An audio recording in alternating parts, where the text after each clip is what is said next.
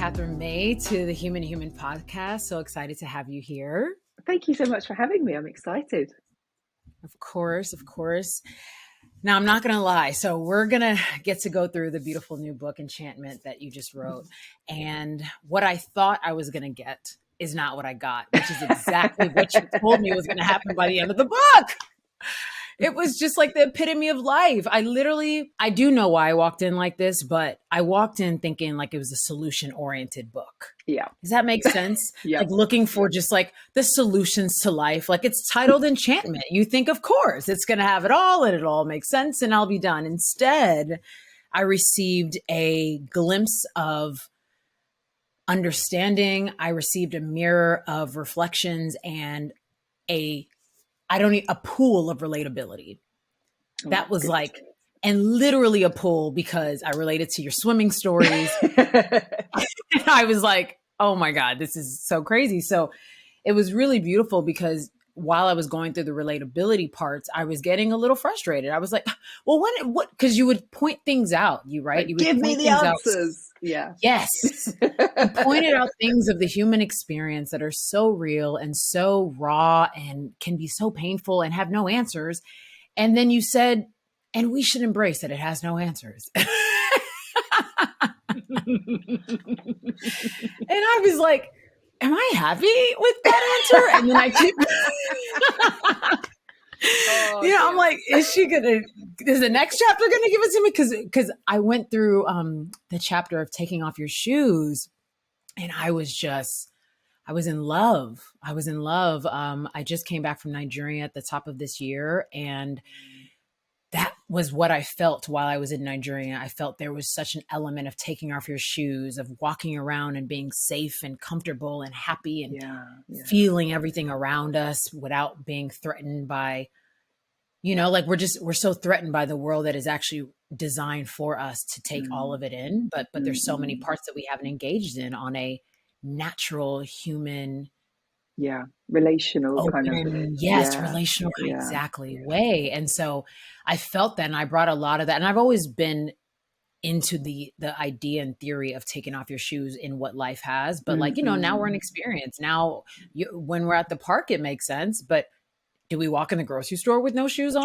Like how deep does this you might get thrown out? Actually, I think I don't know. They'd raise some kind of hygiene issue and chuck you out. Yeah, I know. Yeah. But you expressed it so beautifully of just like taking off your shoes and inviting the world at all parts of how we experience the world into our lives. And I enjoyed that part. And then I would go to the next chapter and you'd point things out and I'd be like, all right, so what's the answer? And you'd be like, nothing. Nope. And so it's a very withholding book. I'm so sorry.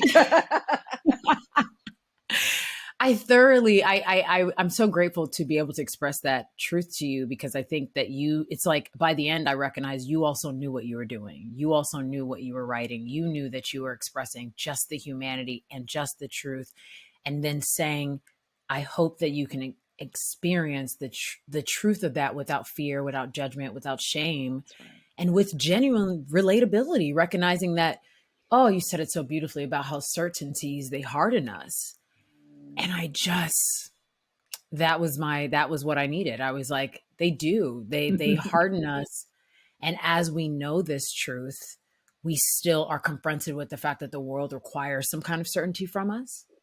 Yeah, I mean, I'm giggling because I'm so grateful that you feel able to say that, because I think loads of people, are uncomfortable with that uncertainty, but don't want to admit it. And I think we're all uncomfortable with uncertainty, but it is real. And honestly, I think one of the big problems that we face as humans trying to find our way through is there are plenty of people who will always claim that they know all the answers, and they will give us these answers, and then they watch us fail at their systems and blame it on us. And I've been through that pattern myself so many times that I'm tired of it. And I know that I have to learn to radically embrace this sense of uncertainty. And particularly with the world as it is right now, like there are so many unwanted changes happening for all of us, and we can't stop them. like we honestly can't stop them. We can do what we can to influence them and to ameliorate them and to support the people who are the worst affected by it and to listen. But honestly, there's a lot of unstoppable stuff happening here that we can't control, and we've got to get really deeply comfortable with our lack of control, because it's real and it's the only way forward, I think. Yeah. So beautifully put. So beautifully put. And oh, that even leads me to, I absolutely was reflecting on my, where I have needs for control and where I don't, where I've Mm, learned to let go, where I've unlearned, and where I'm still holding on. And yeah. I wonder for you, there was something that came to me around, I would say somewhere between the chapter of air, or excuse me, Mm, the section of air. And I recognize that I'm wrestling with, we tell ourselves, give yourself grace, give yourself yeah. grace, like, today you can put the work down, and you're not expected to grind, and all the things. We have all the quotes and all the sentences. And I recognize in myself that there are days that I'm afraid to give myself grace, Yeah. because I don't know what I look like on the other side. Am I Yeah. still as hardworking? Am I still going to get this done? Like, what happens if I say, okay, yeah, do I give Yeah. myself grace every day? Is that twice a week? How many times do we live by grace? Like, You what want is to it really? you want to quantify it. You want like a grace chart that you can tick. Like, how much grace is too much grace? And I always want a grace spreadsheet. Like, I'm sure that would work yes, really well for me. literally, I'm like, oh, I did the grace thing yesterday. Today needs to be a little bit of pessimism. Like, Yeah. which one is it? Yeah. Yeah. Yeah. And I wonder with you, with so many things you're juggling. You talked about the disease you've had to deal with for so long. You talked Mm. about so many like real life stuff, and yet you write books. Yeah, You share with us. The books take hard work. They take they vulnerability. do. They take Yeah. deadlines. They take a lot. So I wonder for you, have you Mm. experienced that like fear of giving yourself grace through that? Or how does grace show up in Yeah. between deadlines, in between the like the things that we have to get done? Yeah, and I was always someone that got stuff done by force. And, I made a joke about spreadsheets, but I was the spreadsheet queen. Like, there's this joke in my family about when my son was born, and I started off by making a spreadsheet about like when he slept and when his nappies were changed and all that kind of thing, because I felt like I had to stay in control of Yeah. everything in order to cope. But I also kept making myself sick and kept working myself to complete exhaustion. And I've learnt the hard way that force just doesn't work for me and that grace is the only way forward. And I now, like, when I talk to writers, I talk about the difference between discipline and desire. And I think that discipline, particularly in creative practices, will only ever get you so far. Like, it will create 5 or 6 weeks work, maybe, like about the same as you can stick with a diet, which, let's face it a couple of weeks and then your enthusiasm runs out, and then maybe a couple of weeks more of hating yourself, and then you're like, oh, give me the ice cream, please give me the ice cream. um Whereas if we learn to work from desire, from engaging with the motivations that's underneath that very surface kind of spreadsheet tick boxy rule bound way of operating, that will sustain us forever. And I write books from a place of desire, from that fundamental motivation towards it, rather than the surface motivation. And that's how they get done. And the patterning, like, of my work through them is very irregular. I will write intensely for 3 weeks and then not do a thing for a month and wonder if I'm ever going to write again. And then I will flow back into it because I've found that desire again. And that's for me how I write those much longer pieces that take a year, because discipline just runs out really quickly. Mm. I hear you. How do we, like, for you having a creative lifestyle? I believe we are speaking to people with creative lifestyle. I believe we're all creative, but what if we have a Mm-hmm. more structured lifestyle, let's say a certain type of Yeah. job? How do we implement, how do we, how do we work or wean between desire and discipline? Because I Mm. would assume we would need both. Yeah. Yeah. And I mean, I wrote my first 6 books with a full time job. And the way I did that was, it was like a mixture of both, really. I mean, in lots of ways, like all my discipline was spent by turning up to work every day and doing all the stuff that you have to do. Right, right. But I always wrote early in the mornings, and I trained myself to go with like when I naturally woke up rather than setting an alarm. Because if I set an alarm for 5 o'clock in the morning, I'd feel terrible, and you just feel sick sometimes when you wake up too early. But if I woke up in the night, which I often do, and it was after 4 o'clock in the morning, I trained myself to be grateful for the opportunity to go downstairs and write. And that was a really, really different feeling, because then it was like, oh, wow, this opportunity has opened up for me to do this thing that I absolutely love to do. And I just kept connecting with that love and that little part of me that always wanted to be a writer.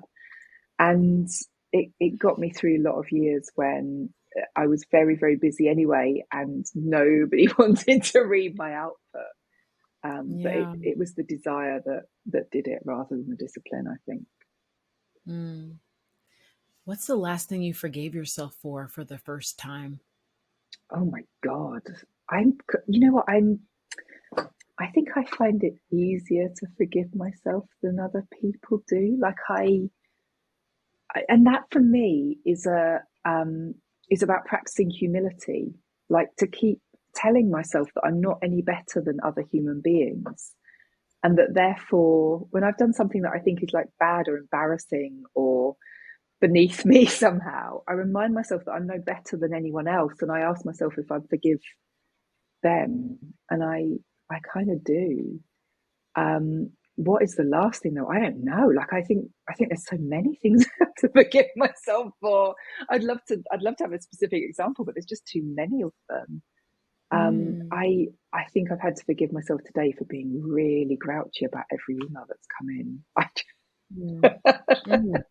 Oh, I had to call my assistant today to like grumble about every single word of every email, and and then afterwards I was like, it's okay. You feel under pressure sometimes. You didn't actually shout at the people that sent the emails. You did well. It was right, fine. right. You needed to release it somewhere, and you're Oh, so grateful to yeah. have a place to release. Yes, The yes. world is extraordinarily demanding, isn't it? And I sometimes there are some days when the demands just feel like an awful lot. And that is why I'm reading this gorgeous title and I'm saying enchantment. I think, but even when I want to be enchanted, even when I do feel the enchantment, I also recognize everybody outside, even if all of us are enchanted in some way, we still require so much for each other to live. The world just Mm, requires way more. And I've actually been kind of confronting this as well. A friend recently asked me, like, how are you doing? And I told her I'm actually afraid of this creepiness of unhappiness that's coming in because right, I didn't right. expect to ever be unhappy. I understand Mm, life is beautiful and big and scary and yeah. it has all the things and we're all experiencing them, but I also prided myself on being a happy person, a person who can Mm, move mm, past some of these things. But I recognize lately I've been collecting scars, more yeah. scars than I thought I would in adulthood, and I'm like, oh, it's kind of hard to keep hold Keep of the happy. enchantment. Yeah. Yeah. But do you know what? I would say that happiness and enchantment are really different things. And I've got a bit of a Yes. problem with the word happy because I think it's a really flat emotion, actually. Like it's got nowhere to go and it only lets in one thing. And I would suggest that maybe one of the reasons why happiness isn't sticking for you is that it doesn't let you feel the full spectrum of human emotions. And Mm. there are so many other interesting corners to explore that your brain probably wants to explore. And like sadness and grief and frustration and anger are human. They're like part of that full human experience. And it's like stretching your limbs sometimes. You need to have them. I find happiness quite boring. What a I'm great way at to parties, that as was you can imagine. no, I've got to go to a party with you because we will be in the corner like We're like, being real people. Like, and sometimes and that's like that's also what I couldn't believe out of the book. I was like she's being so real to the experience of humanity, and Mm. the realness of that experience doesn't have as many answers as we think. Yeah, And absolutely. Yeah. yeah. And it's complex. And I think enchantment for me is about walking with complexity rather Mm, than taking one note from it. And like so much of what we read about nature is so one note, you know, like nature is good, nature is fascinating, nature is like wholesome. God, what a boring thing to do with nature. Like nature is also violent and like bittersweet and mm, unpleasant and full of death. Like the whole life cycle is in nature. And what's really interesting is to be with that when we go outside rather than to just be with this like one little sanitized element of it that we're allowed to have. I'd far rather have the whole thing. yeah. I really want to circle back to your answer about forgiveness, because I Mm, can actively hear that that is the first time I've heard somebody say that. I've asked that mm, question to many guests, and it's actually one of our favorite questions to ask to guests. And I am really resonating with what you just said. And I think it's because you said you don't believe you're above the experiences that happen, the yeah. failures, the sadness, those. I am really sitting with that. Why do you think it is so hard for us to forgive ourselves? Is that why? We are, we live in a world that preaches the gospel of perfection, of getting every single thing right, and of presenting that to the outside world, like of certainty, of being so sure about what is right and wrong and how it should be done, and joining tribes that all agree on that.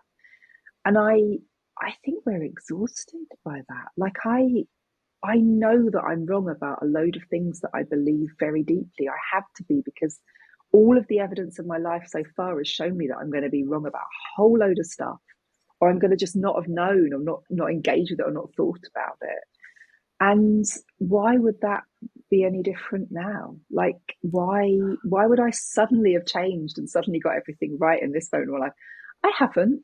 And and you know, like I've got a son who's about to become a teenager in a couple of years, and I know he's going to tell me I'm wrong about a whole load of stuff. You know, wow, I'm braced for that. But I, I actually, we've got to just disinvest in being right.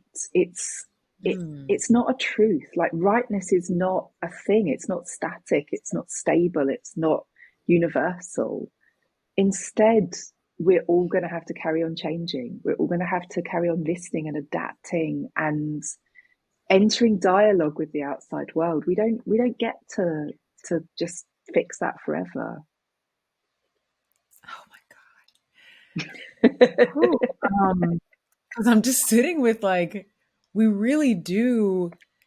There are a lot of parts of the world that require a level of certainty. Even I heard you talk about this on another podcast, and I was laughing because you were like, we scroll through Instagram with the sponsored post and the lack of accessibility and the certainty and Mm, the perfect product and the thing that's going to work the best. And it's like, until I change it, until I tell you next week there's one that's better, and yeah, it's like, yeah. or next week I tell you about something else that I learned, that never mind the thing I told you last week that I told you guys to Mm, actually switch your whole life to do. Never yeah, mind this other thing is it. yeah, And I was like, wow, why are we so, what would it look like for us to live in a world where we all have faith in the uncertainty and we yeah. give each other the grace to be uncertain? I don't even know what that looks like. Like, how do we, No. how do you embrace a lack of certainty and still deal with your responsibilities as a mother, as a wife, as a friend, all of those Yeah. layers? It's hard, you know, and I like one thing I notice about about the spaces we're offered is, you know, like definitely within the people I follow, we're all talking about the problems with like the patriarchy and with the way that ideas are handed down so strongly. But then everyone seems to be really happy to follow the next messianic man that comes along and tells them tells them like all these truths. And I I think one of the ways that I cope is by fostering a deep suspicion of anyone that looks too sure and asking loads of questions. And I try and encourage my son to do the same. Like, why is this person so sure about everything? but on the other hand, there are some things that I do feel sure about. Like I cling to my core values, and those are about family and my friends and the people I love and what I need to do to support them and be with them. And that that cuts away a whole load of other things, like if you have this like knife that cuts away everything, but I need to make sure my family are happy and safe, and I know that to do that I have to listen to them, and I need to be listened to in return. It's an exchange. Then a lot of things become really, really simple. I mean, I don't Yeah. need a bigger house, I don't need a new car, I have some really comfortable shoes that haven't worn out yet, so I'm kind of fine. What I really need is time with my son where we are laughing together or watching TV or eating, and everything else gets pushed out of the way for that. Yeah. That's my certainty. Yes. What's the last thing you unlearned? Ooh, what's the last thing I learned? Well, I've been changing the way I exercise a bit lately. I was always a yoga person, like a devout yoga person, and there was this creeping realization that it wasn't doing me much good. Like, I'm very hypermobile, and several different doctors and physiotherapists have said you must not do yoga, and I've gone, yeah, and went off and done yoga because I'm a yoga person. Right. And I finally realized that I couldn't practice without bringing accidental force into it. Like, because I'm hypermobile, I can sit cross-legged, but then I'm stretching my hips so much that it's like really bad for me a week later.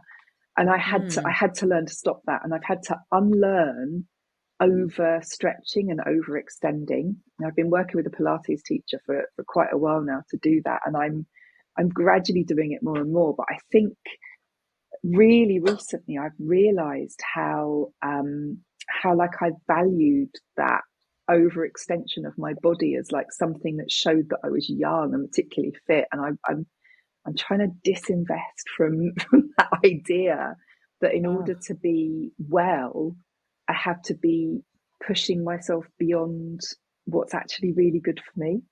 So that's my big ongoing process of unlearning. It's really slow, and it's like I go backwards on it all the time, and get really tempted by one of those really challenging yoga poses that only hypermobile people like me can get into.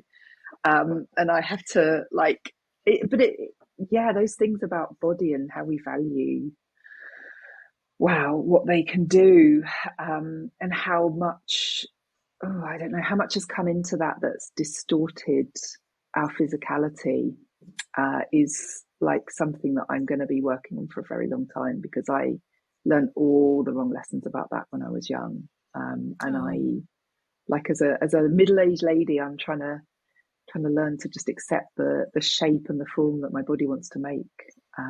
Yeah. yeah, yeah. Wow, thank you for sharing that. You actually, as you brought up, you know, the young version of yourself. I think that as we get older, we all recognize, or maybe we don't all recognize. I would say that we Yeah. all had to abandon parts of ourselves Yeah. to be loved, to be seen, to be heard, to perform, to Mm, be clapped for. Have mm. you, in your constant reflections through your books, through, I mean, your day to day life, have you seen some of the things you've abandoned as a young girl? And have you had the chance to pick them back up in adulthood? Oh, so much. I mean, I've been writing a newsletter about this today, but I was thinking about this idea of the good student that I really absorbed as a young person. Like, we take bright girls and we say to them, like, you can never do enough. Like, you're bright, fantastic, you're doing really well at school, now do more, and now add this in, and now add that in, and you've got to excel at all of them. And you must be so conscientious, like, you must never make a mistake, you must never drop a grade, you must never relax. And I I realized in my 20s that that had caused a problem for me, because I was so scared of failing that I couldn't move forward with anything. But I'm now seeing like another layer of it, like, and because all my friends are good students as well, and we all grew up together. And I'm Mm. seeing how toxic it is in our later lives, and how we can't let go of any single part of the life that we're living. So, we're parenting our children half to death. We are trying to keep the most perfect, tidy house that's also stylish. Like it's not just beautifully clean, It's not just but clean. it's also so well presented and keeping up with the fashions. And Oh now, my like, God. the new thing that's spreading like wildfire through my friendship group is like now having a full vegetable garden, as well as like, a full-time job and looking after parents, looking after children, and like hobbies and like blah, blah, blah. Oh. And I'm working very hard on resisting the vegetable garden, because I do not need to be growing my own vegetables. I have a really good greengrocer down the road, and I can definitely buy my vegetables. Yes. um, but also like that notion of perfection, and that notion that I personally have to achieve everything, because we're doing such a lot, and the patterns of burnout that we're seeing now, I think, are really becoming endemic to the life of middle-aged women, very Mm. specifically, who are holding everything all at once and still not feeling they're good enough. And yeah, it's too much. It's just too much. And we need to Mm. let go of some things. And I say this Mm. looking at a cobweb above my window, thinking, oh, I'm going to have to learn to accept that. It's not. Yeah. Oh my God.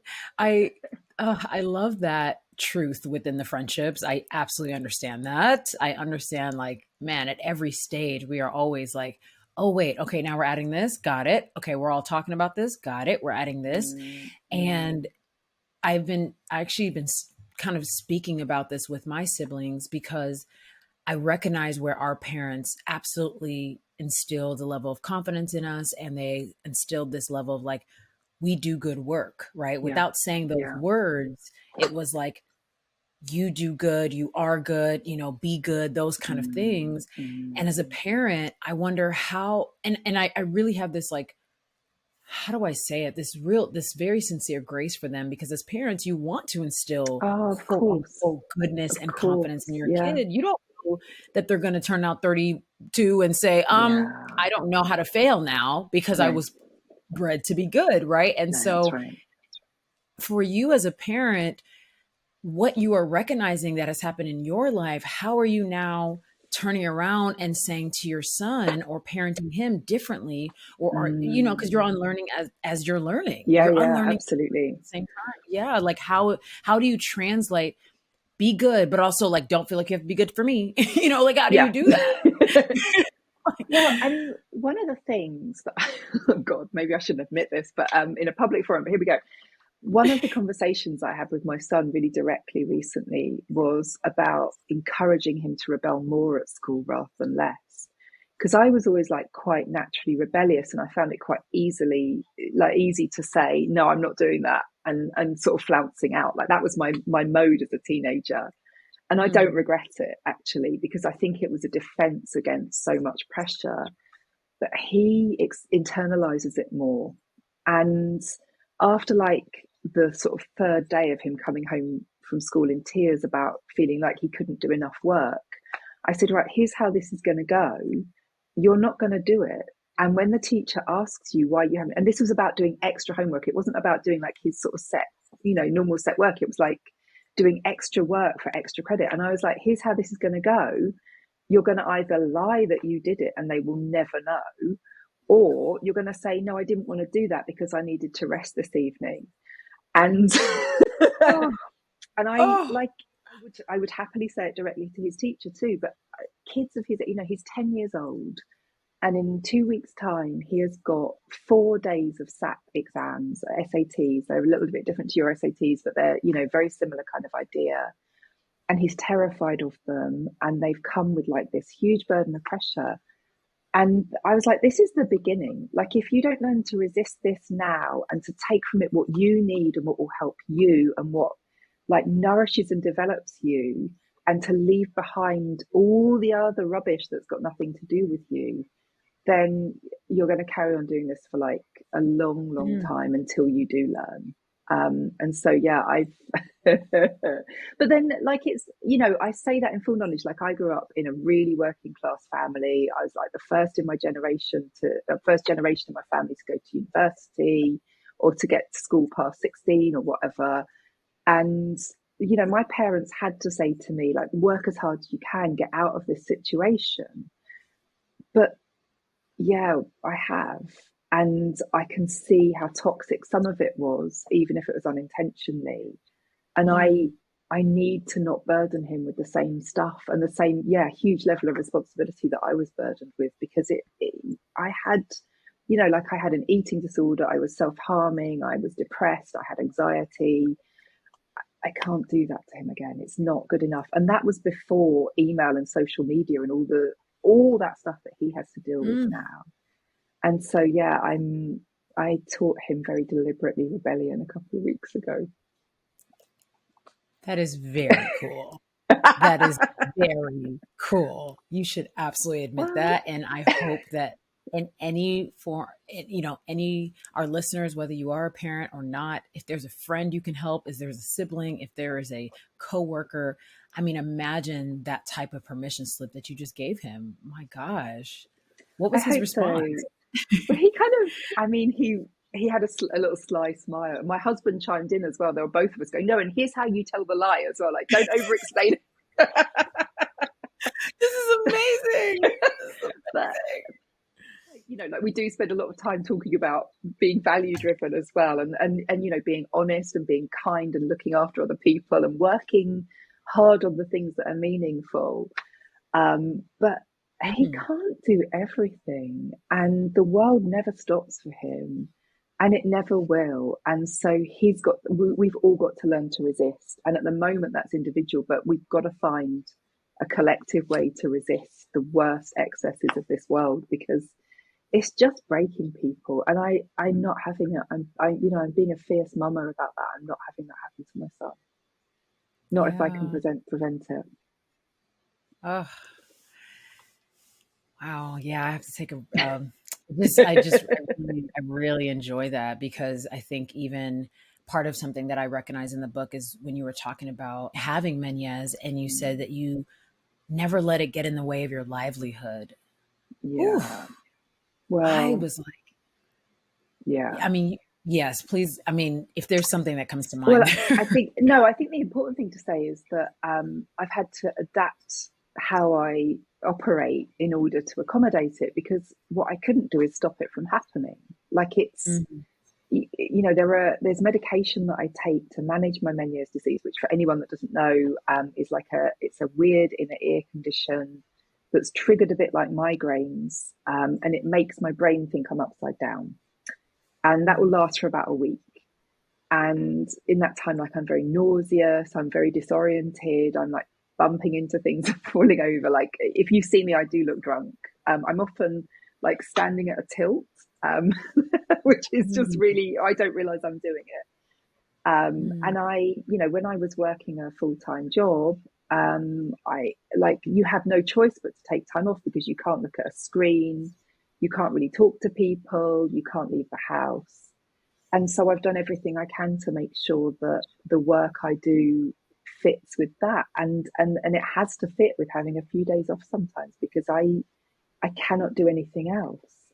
And when you're visited by something like that, you realize the kind of folly of thinking that we're in control, because I'm not in control of it. And I think a lot of people think they can escape something like that if they do everything right, and you just can't. I have this weird genetic condition that makes me hideously dizzy, Mm. and I've got to go with it. I mean, like, yes, I can't have it affecting my livelihood or my projects or like my creative force. But also, I've learned to sort of value the times that it takes me out, because I have 3 or 4 days when I'm lying there thinking, and that, if you can make space for that to happen without it being traumatic, it becomes like really transformative every time I'm visited by this moment of change. And there's always something that I come out the other side with, like, buzzing around in my mind, that I've had time to reflect. And maybe maybe I need to be visited with that in order to stop for periods of time, because it's actually, I kind of miss it when it's gone now. Oh, wow. Although Wow. I won't miss the like puking and like falling over, obviously, just to be really Sure, clear on sure, that. sure. It's Yeah, grim, yeah, yeah. but it's, it's taught me to surrender, and it's opened up this reflective space over and over again that I've actually ended up valuing. Look at that. Look at that. Yeah, earlier we talked a little bit about what enchantment is not. It's not a comparison to happiness. Can you Mm. please elaborate on what enchantment is in your perspective? Yeah. So enchantment is a deep engagement with the world around you. And on one hand, it's really personal, like it's an engagement with what fascinates you or brings you awe or wonder, or this sense of magic and magicalness. But I also think it speaks to the communal and the collective. And it speaks to our desire to congregate and gather together and share those moments of adoration of this life. Um, but it's also about having a complex relationship with the world and allowing yourself, like making space, maybe through ritual or through rest, or just through being in a place that opens up space to like reflect and restore and to to churn over this life, and to come with our full selves into that moment and feel exactly what we're feeling and let Mm, ourselves be transformed in that moment. mm. Thank you for Mm. that beautiful I love the way the definition. definition changes every time I try and describe it. It gets better every time, I hope. Oh, it is just, I mean, because wherever you are is where you're also giving us the definition from. So I felt that really deeply. And one thing I also really enjoyed about how you tied in enchantment in every part of the book is you still left me with saying, hey, enchantment is wonderful and amazing and glorious, and yet still do not put too much pressure on it. Yeah, that's really true. It's elusive, and if you bring force to it, if you bring strain to it, it's going to dissipate before your eyes. Like it's more like dropping into an experience rather than giving that experience. Mm, And that's it's a softening. It's a softening into an encounter with whatever's there. And like I genuinely feel that that's different for everyone, and I think mm, that's okay, actually. mhm. We talk a big game about diversity these days, but we don't like it when we see it. But we Oh my gosh. Oh my God, I'm floored. I'm usually never shook. Wait, Catherine, please say that again. And then please continue. Oh my God, that was so real. So real. Okay, so I said we talk a big game about diversity, but we don't like it when we see it. And I mean, I come from a neurodivergent perspective. Like I realized I was autistic when I was 39, and I think so much of my ability to accept my mistakes and my errors and my flaws has come from that moment of realizing that stuff that I thought was my fault was not my fault. But I also know that the more I talk about neurodiversity, the more I realize that people want that want to understand it so that they can then make us look like them. And that's not the point of this. Like, my value doesn't lie in how much I can pretend to be a neurotypical person. Like, that's not what I bring. That's me getting exhausted and sick and frustrated and unhappy. I think we struggle to imagine what it looks like for me to bring my perspective into the room and you to bring your perspective in the room and the next person, and how glorious that can be, and how Yeah. unruly. It's the unruliness of it that we have to get really used to, because it's exciting and it's how change happens. But Mhm. it's I I think when organisations talk about diversity, they're not talking about that. They're talking about patting you on the back and then asking you to behave in a way that fits their existing mold. And yeah, I'm through with that. I hear the desire. I also resonate with the desire. And at the same time, I can hear somebody saying, but what about the lack of safety that comes in the unruly? Because there is a safety Mm, in we relate to each other. What happens if yeah. 6 people are in the room? We all love each other, Mm, but we don't relate. We don't agree. yeah. I don't actually I even agree. know. Yeah, it's like I don't think we all have a lot of practice in that. And to say, hey guys, put your thoughts out there and don't worry if people don't agree, or listen to other people's thoughts and don't worry if you Yeah. don't agree. How do we Yeah. accompany it with saying there's still some belonging there and there is safety there? Or There is, but can I be? mean, I think a good. I mean, it's a skill set that we don't have, right? I mean, I think let's Mhm. straightforwardly say understanding how to work in genuinely diverse situations is simply a skill set that none of us were trained in. But we do have some models from it that have worked. Like, we can think about families which actually integrate an incredible amount of diversity really well, and often with like really heartfelt, violent disagreement at the heart of it. And there are many, Mm. many families that can hold that and know how to do it, and know how to do it with love, which is like way bigger than anything I'm asking from a workplace or an organization. So and actually I think a lot about church congregations, maybe differently in the UK, because actually we have fewer different denominations at play, but Mm. they've always been these sites of really, really different people coming together into one space once a week to worship together. And they've kind of worked. They've kind of generated respect and a mixing of really divergent lives together in a way that's fostered understanding. And we've walked away from that in the UK. Our church congregations are dwindling, and many churches are closing, in a way that I don't think is happening for you guys. But we've lost something big. We've lost a big mix of social classes and different perspectives, different political views that used to happen very, very regularly, and we used to find a way to ride through it. So we've become de-skilled, but we can find that skill set again.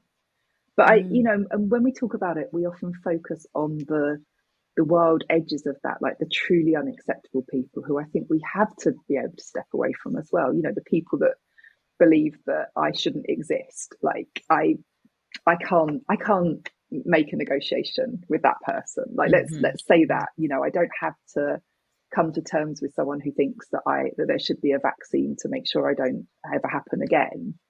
Mm. But maybe we could create a circumstance where they might actually hear me and modify their views. But I think we could do it better than we are. Yeah. Yeah, I think I mean, of course, there are extremes to that. There are definitely Mm, people who think I shouldn't exist, and I'm yeah, like, yeah, yeah. you can be over there while I stay existing. And, Yeah, it's I'm going to just fine. carry on being amazing, and I'm you just can going to just like, all good. Like, no love lost, but also stay yeah, over there. we're good. Let's just, we're okay over here. There are people who are cool with this. So there is such a mixture there. And I really love what you're saying about it's just a skill we're not trained in. I think in America, I have a binational experience. I am Nigerian as well. And I believe that binational experience has allowed me to see people and see life just in a more Yeah, what's nuanced that way. like? What's that like moving between those very different societies? Like that must be mind blowing. Thank you for asking. I just realized how mind blowing it is because for so Yeah, long yeah. it was easier to fit in than to really, what's the word? What's to really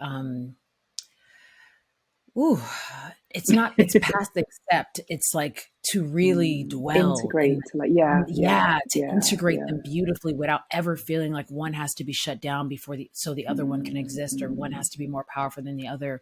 I am so grateful for the journey that it took to get here. But it was, yeah, especially in childhood, a lot of it is like, you're just trying to be the cool kid. You want to of have course, less, of you want to course. have less, struggles as possible. You have parents with accents who came here Mm, at the same time you came here because they came yeah, a year before you came. They had you here, but they're yeah. also new.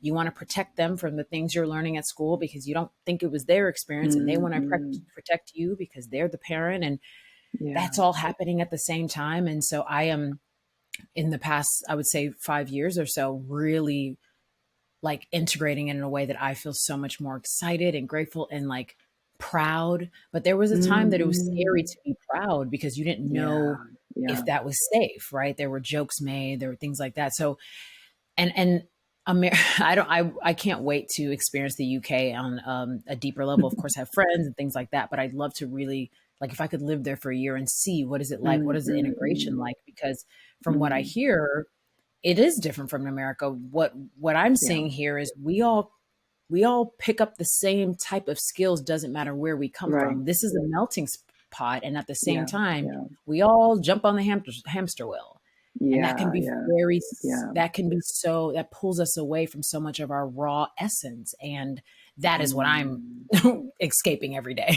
Yeah. Not letting my Yeah. raw essence, be swaddled up in the whatever Squashed. that. Yeah. Yes, Yeah.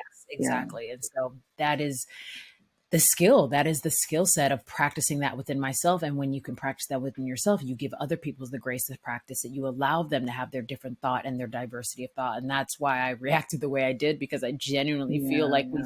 we're preaching it and we're not practicing it. I mean, I've come into contact with America more in the last 3 years than I had for the rest of my life, and Mm, I it's such a different society to British society. Like, not in any way that like we're getting it right and you're getting it wrong, but just sure. I think we think we're the same because we talk the same language, and we barely talk the same language actually, but Yeah. the values are so different, and I'm getting my head around it. But the extremes of racism that you guys are seeing now, and this kind of upsurge in overtly stated racist sentiment, is I'm quite shocking to me as a British person, the way that it's been unleashed. I mean, we definitely have it, but it always feels like a minority of people who are that extreme, and they always feel Mm, like very strongly isolated and socially sanctioned. Whereas I'm just horrified by how this is spreading in your country at the moment, and how strongly connected it can be to big political parties and to big mm, organizations. And wow, we like, God, we were blind to so much. And mm. I think it's a lesson to us that we have to like watch so carefully in our own country, because it can come, can't it? Wow. Thank you for expressing that. I see that truth as a reality. And also, why would you have known if that is not what your world is showing you Sure, necessarily, right? Like, sure. why would you need to watch how Americans experience that if you're not American? Well, because Just because, we endlessly consume American media and products. Like true. we sit and we watch Friends and The Big Bang Theory and Malcolm in the Middle, and Mhm. none of that is going to tell us the experience that is, Yes. happening to so many Black people. It's totally invisible to us, and like I feel a little guilt about that, if I'm honest, that I've happily Mm, consumed all this like white media and not understood what that was masking. But I also, yeah. it's relevant to us because I like, I hear a lot of white people in Britain going, "Oh well, at least we're not like that," and it's like, yeah, yeah, yeah. But you have read your own colonial We have, history, haven't you? yes, yes, yes, exactly. There's other um, things. Exactly. Yeah. we've Yeah. done some stuff, and it's so easy to say really comforting things to ourselves about how things are, and to diminish those experiences. And I'm looking on with horror, but I'm also looking really closely at my own little world, and what it believes, and how wrong it is quite often. Yeah. I think the end of what you said is really the most powerful, being able to take what we are seeing and watching and learning from other people's stories on a macro level and figure out how can Mm. we on a micro level really Yeah. deal with that and reflect on that and change that in our own worlds. Mm. And if everybody was willing to do that in their own worlds, imagine what would actually Yeah. happen if we're Yeah. all willing to change our behaviors to reckon with our own either racist, experiences, or Yeah. how we put that out, or whatever those things are Mm. um Like what we've thought imperfect. is normal, those Yeah, assumptions we've yeah. made about like what is normal, which so often under interrogation, you realize Yeah. that they don't have to be. But it comes down to that ability to sit with discomfort and uncertainty, and with the idea that you're wrong, that you have been wrong, that you maybe were misled, and it maybe wasn't your fault that you were wrong, but that nevertheless you grew up with beliefs that were not correct. And that's Yeah. like, it's such a basic building block of doing this kind of work, I think. It is. How do Mm. you change or update people in your world on your operating system, on the things that you have changed, on the times that you were wrong? How do you practice updating people in your life Mm. and yourself? I try and, I mean, it seems to be my favorite topic to write about, actually. Like, I write about it a lot in my newsletter, about when my assumptions shift. I'm always really interested in exploring that. And I'm, I guess I lean towards discomfort in my work. But I must say, I think I find it harder in my personal relationships to own that, in those very direct conversations. Like, it's easy to do Mm. that as a writer, because you get to really think it through and like lay out your, like, and it all looks very clever by the time you've edited it 5 times. Right, right, right, But I right. I find it, understand that. I understand I mean, that. it's like, oh yeah, control. Yeah, I yeah. find it a lot harder in my interpersonal relationships to talk through those changes. And I partly because there's a desire not to embarrass other people. I think, with the intensity of that, and also you're confronting them with stuff that they might be wrong about as well. But I am trying to learn to say, I've changed my mind about this, or I grew up thinking that this happened, and like, not to avoid it, not to avoid those moments that I now think, oh, I'm so embarrassed by that. I mean, I was talking recently about how I wrote my GCSE exams, which are the ones you take when you're 16. I wrote my literature study about African literature. I was really into Ben Okri, and I read Amos Tutuola, and I read Chinua Achebe, and I was so proud of that for so long. Like, that was like me being a really kind of right on teenager. And I had to think about it recently. I thought, oh my God, that was an embarrassingly racist piece of work, honestly, like, in retrospect. I didn't know Mm. any better. I didn't have anyone to tell me any better. But I definitely was a little bit patronizing about about these extraordinary writers who I still Mm. have, will never reach the heights of what they create. And it's okay. It's okay to have got that wrong when I was 16 and had very little life experience and no internet. But actually, I think it's really important. I told my son about that. I told him how I created this bit of schoolwork that I'd now be so ashamed of if somebody saw it. And I think I try and show my workings out in that way, and Mm. try and Mm. model how it is to be wrong and in flux and misinformed, and how that's okay, as long as you pick it up again later and don't, I could spend the rest of my life justifying it. And so many people do, but I'm not going to do that.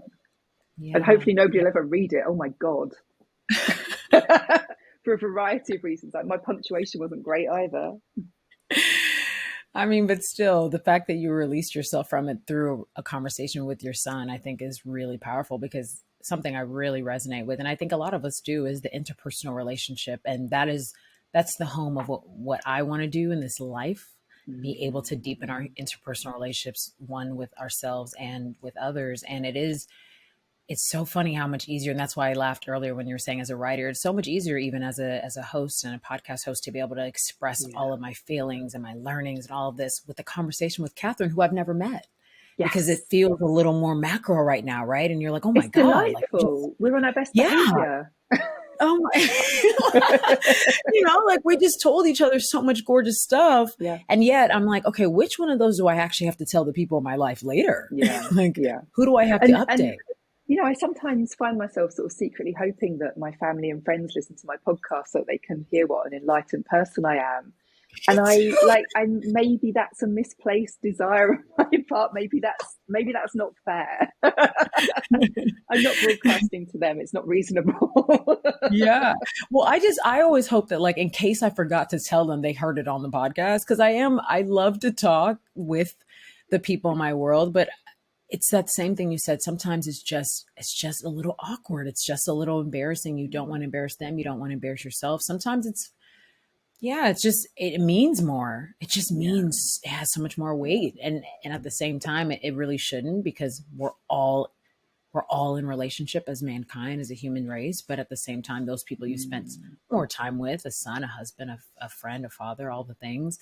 Yeah, there's just more weight to expressing our changes and updates in yeah. our operatings. Yeah, and do you know what? I really learnt this when I wrote a memoir about when I was diagnosed autistic, called "The Electricity of Every Living Thing." And a few years on, like, I've really reflected that one of the motivations for writing that, I think, was to justify some of the worst parts of my life. Like, I felt like if I wrote a book about it, everyone would understand me, and everybody would forgive me for whenever I've like offended them or flaked out on stuff that was really important to them, or whatever my sins were. And Mm, yeah, it doesn't work like that. Like, a book yeah. is a book, and my personal relationships are my personal relationships. And Yes. the conversations that you have in real life are really different because somebody else's perspective comes into it. It's not just about my perception, it's about their perception too. And I think I learned something from that process. It didn't Yes. Oh, solve everything, and I still have to carry on screwing up and apologizing and being forgiven. And that's yes. probably the best way for it to be. I wholeheartedly agree. I wholeheartedly take that in. It's great. It's great. It's so much more healing. And I was just about to ask, how can we incorporate that's that truth of, hey, like, how we express ourselves in a more public forum, in a more external way, is Mm, great, but it's only one way. And the yeah, way we express ourselves in our interpersonal relationships is another way, and sometimes carries and should be allowed to, you know, I'm at a loss, because I'm just thinking about, again, like you said, the same forgiveness that we look for on an external level, we should also go and experience on an interpersonal yeah, level, without judgment and shame. So, how would you absolutely. say maybe even in your life, if this conversation is leading you to a new way to do it, or if there's a way you've done in the past that you really love, how can we engage in our interpersonal relationships Yeah. without shame and without fear? I the big thing that I keep thinking of is it's like dropping this belief that you can ever solve anything forever. Like, I think so much of the way we interact with people is guided by this idea that if we can do this one thing or have this one conversation, then everything's sorted and everything's solved. And that goes for life as well. It doesn't work. I mean, life is, my previous book, Wintering, was about how cyclical life is. And I actually, it's undesirable to break those cycles. You're always going to have to solve a new problem, even if you manage to dampen down like absolutely everything that's happening to you right now, which is unlikely. And that profound acceptance, and as a practice, returning to that acceptance that you can't solve this, you're going to have to keep being in relation, you're going to have to keep working, you're going to have to keep adapting, you're going to have to keep listening really hard, and Mm, finding a way to set the boundaries that are important to you, and finding a way to express who you are in that moment and what you need and what you're feeling and what you're thinking. That's the fun of it, honestly. That's what this is actually all about. That's what living is. And this false idea that we can simplify everything and get rid of all obstacles is what causes us so much pain all the time. And mm, actually, I've learned to like the fact that I have to keep mobilizing. I have to keep getting up and being like, okay, something else has happened. In we go. Um, that's I don't want that to stop, because when that stops, that's a kind of death, and that means that I'm irrelevant to everyone when that stops. So I'm learning to relish it. That's so good. That's so good. Oh, it leads me to the end of our interview. And again, the book is Enchantment. Please, it is out now. Please check out this book. I also want to vocalize this part: awakening wonder in an anxious age. I really love that. How can we experience enchantment with really the same sentiment of my last question of experiencing enchantment while still recognizing the ever evolving of enchantment? Yeah, and actually, one of my aims when I wrote Enchantment was to kind of democratize the experience of enchantment rather than to kind of stick with the focus that we often have, which is like one big thing, like go and travel 1,000 miles to see this amazing landscape feature, and there you will receive wonder, and that will do you for another 10 years, and then maybe you can go somewhere else. Like, there's so many problems with that. There's so many problems. I mean, not least because it doesn't work. It's not enough. And it excludes so many people from the table who desperately need wonder and enchantment in their lives too.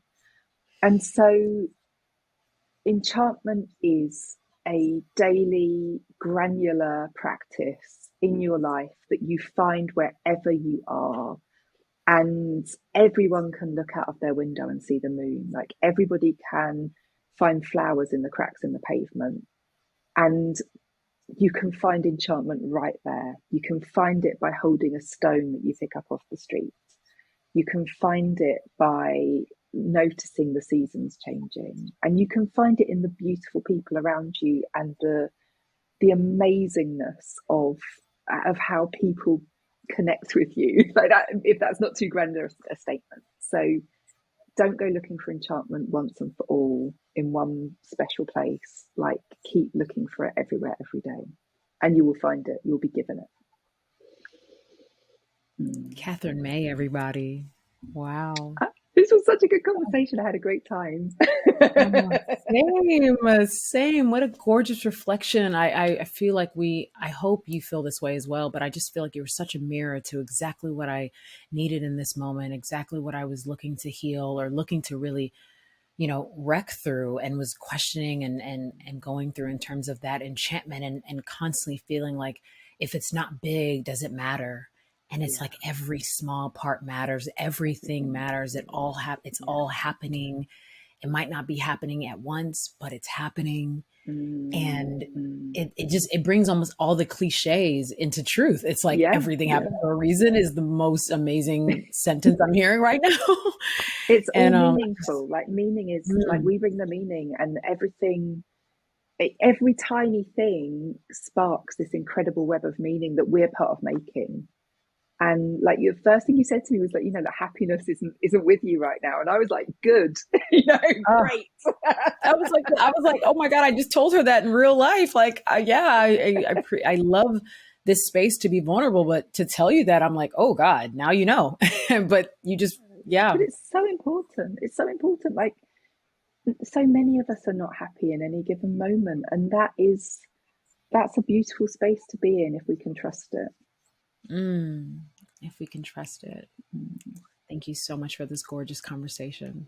Thank you. It's been lovely. Yeah, thank you guys for listening.